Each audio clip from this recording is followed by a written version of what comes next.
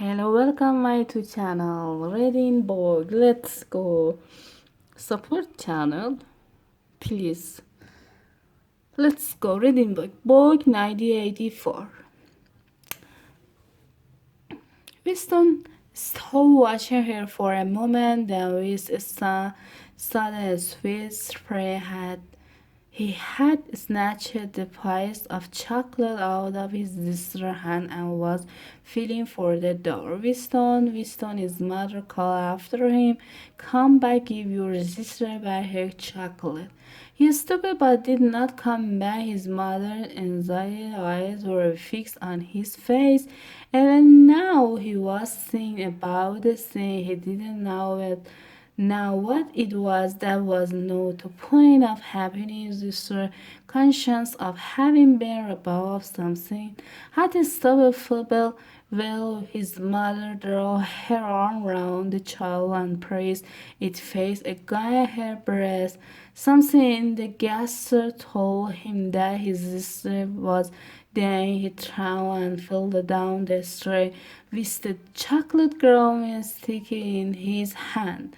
He never saw his mother again after he had covered the chocolate. He felt somewhat ashamed of himself and hung about in the street for several hours until hunger drove him home. When he came back, his mother had disappeared. It was already become normal at that time.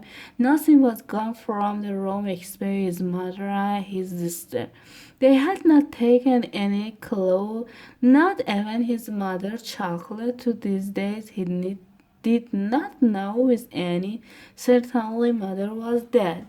It was perfectly possible that she been sent to the forecasted labor came. As for disaster, she might have been removed alive. Winston himself to one of the colonies for homeless children reclamation center they were called, which had grown up as a result of the Civil War, or she might have been sent to the labor camp along with his mother, simply left somewhere or out to other to die. The drawing was still vivid in his mind, especially the enveloping protecting gesture of the arm, which its whole meaning seemed to be contained. His mind went back to another drawing of the motorcycle, exactly as his mother had said on the dining. What quality bear with the child clinging to her, so her head sat in the sunken sheep for underneath him and growing deeper every minute, but still looking up at him through the darkening water. He told Julia the story of his mother disappearing without opening her eyes. She rolled over and settled herself into a more comfortable position. I accept you were a beastly leather sphinx those days, she said indistinctly. All children are sphinx. Yes, but the main point of the story from her breathing, it was evident that she was going off to sleep again. He would have liked to continue talking about his mother. He did not suppose, from what he could remember of her, that she had been an unusual woman, still less an intelligent one, and yet she had possession a kind of nobility, a kind of pride, simply because the standard that she abided were provided on. Her feelings were her own and could not be altered from outside. It would not have occurred to her that an action which is ineffectual thereby become meaningless. If you love someone, you loved him, and when you had nothing else to give, you still give him love. When the last of the chocolate was gone, his mother had clasped the child in her arm. It was no use in changing. Nothing did not produce more chocolate than not ever the child did or her own, but it seemed natural to her to do it. The refused woman in the boat had also covered a little by with her arm, which was no more use again devoted than a sheet of paper. The trouble thing that the party had done was to pursue you had mere impulse, mere feeling whereof no account, while at the same time robbing you of all power over the material world. When once you were in the grip of the party, what you felt or did not feel, what you did or refrained from doing, made literally did different. Whatever happened, you vanished, and neither you nor your action were heard of again. You were left clean out of the stream of history, and yet to people of only 2 generations ago, this would not have seemed all important because they were not attempting to alter history. They were governed by a private loyalty which they did not question what mattered my individual relationship, and a completely helpless Gaston embrace a tribal spoke to drive and could have value in itself to prove instantly accurate to him had remained this condition. They were not loyal to a party or a country or an idea. They were loyal to one another. For the first time in his life, he did not despise the progress or sin of the morally force which would one day strain to life and revolve. The pearl had stayed human. They had not become hardened inside. They had held on the pyramid emotion which he himself had to relearn by conscious effort, and seeing this he remembered without apparent relevance how a few weeks ago he had seen a severed hand lie on the pavement and had kicked it into the Cataracts had been a Gavis stalk. The pearl are human being, he said aloud. We are not human. Why not?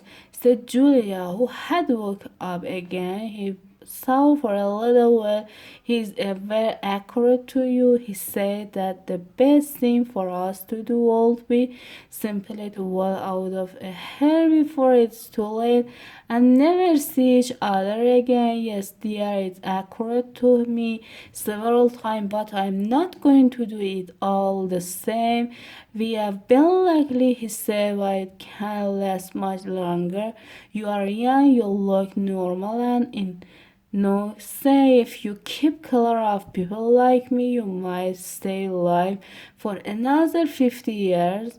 No, I've saw it all out. What you do, I'm going to do, and don't be too downhard. I'm rather good at stay alive. You may be together for another 6 more years. There's no knocking at the end. We're certain to be apart. Do you realize how utterly alone we shall be? When once they get hold of us, there will be nothing, literally nothing that either of us can do for the other. If I confuse, they all should you, and if I refuse to confuse, they all should you just the same. Nothing that I can do or say or stop myself from saying. Well, put off your desk for as much as 5 minutes. Neither of us will even know whether the other is alive or dead. We shall be utterly without power of any kind. The only thing that matters is that we shouldn't battery on another. Also,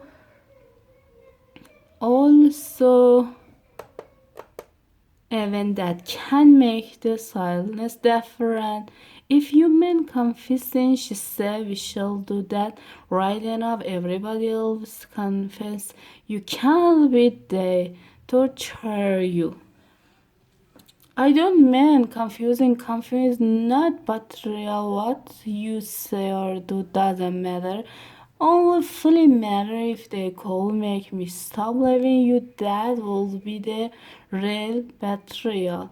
She saw is all they can do that. She said finally is the one thing they can do. They can make you say anything, but they can't make you believe it. They can't get inside you. No, he said a little more hopefully. No, that's quite true. They can't get inside you if you can't feel that stay humans is worse. Well, even when it can have any result, whatever you have best bet and them. He saw off the telescope with a never sleepy air. They called spy open you night and day, but if you kept your head, you could stay away. Them with all their cleverness, they had never misled the scar of finding out what another human being was saying. Perhaps that was less true when you were actually in their hand and did not know happen inside the Ministry of Law. But it was gas, torture, drug, delicate instrument that your nervous reaction gradual wearing down by sleeplessness and solitude and persistent question face at any rate could not be kept hidden. They could be racked down by injury.